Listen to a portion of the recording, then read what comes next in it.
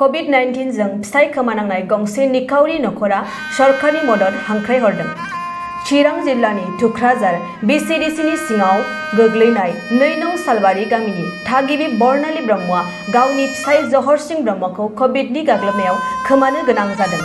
मख'नो गोनांदि रुंसारि जहर सिंह ब्रह्मआ गावनि नखरखौ खामला हाजिरा मावनानै खांबोदोंमोन, जायनि जाउनाव फिसायखौ खोमानांनायनि उनाव बिसि आरो 7 बोसोरसो बैसोनि फिसाज्लामोनहा नखर सोलिनायाव थोजासे दुखु जारलाजों मोगा-मोगि जाबोनांदों। बेनिखायनो रुंसारि जहर सिंह ब्रह्मनि बिसि बर्नाली ब्रह्म आरो गामिनि सुबुंफोरा सरकारनिफ्राय मदद हांख्रायहरदों, जाहाथे बिथांनि नखर खुंनायाव रेजें जायो। खुलुमबाय। आंनि हासबेन्डआ COVID-19 जों गाग्लोबजानानै थैनांबाय।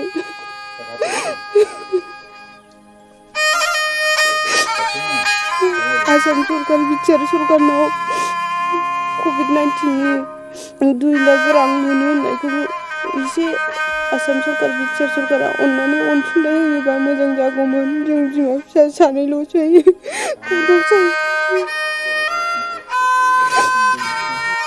जोंहा दिनै जहर सिंह ब्रह्मआ 2 नं सालबारिनिमोन।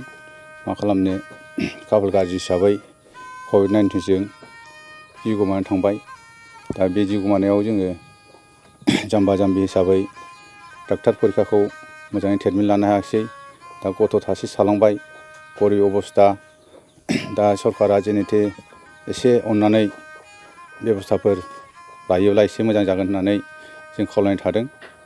जेनेथे अननानै नखर सालायनो उसुबिदा जानानै बहुद दुखु हरखासाव गोग्लैबाय।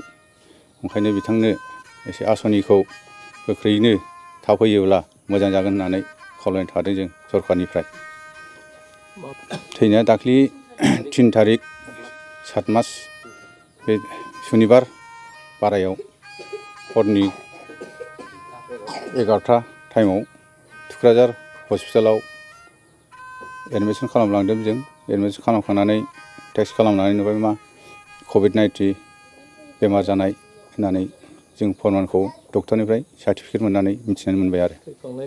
थैखांनायनि उनाव पुलिसआ बेंटलनि IC फैदोंमोन, ओमफ्राय आसाखौ लानानै फैफादोंमोन। होमब्ला जोङो गोथैखौ फबखांबायमोन।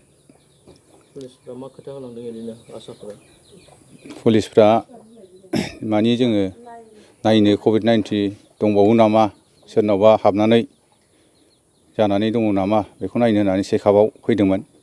नाथाय मा खालामनो, जोङो गारखांनायनि उनाव जग्य होबाय थानायाव बिथांमोनहा पुलिसआ नेनो हायाखिसै।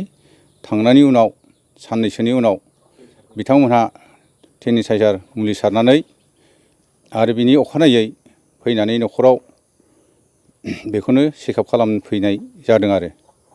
दा बे थैथारनायनि नखराव बिमा आरो फिसाला सासेल'सै, सानैल' दं।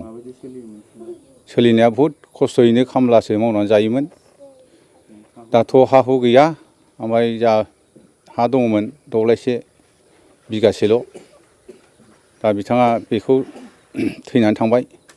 दा बिसिया माबोरै मावनानै जागोन आरो फिसाखौ माबोरै फोथांगोन, जोंथ' बेखौ अरायदिन नायबाय थानो हालिया। ओंखायनो सरकारनिफ्राय एसे आसन मोनोब्ला साबसिन जागोन होननानै जों रायजो राजानिफ्राय एसे खावलायनाय थायो आरो।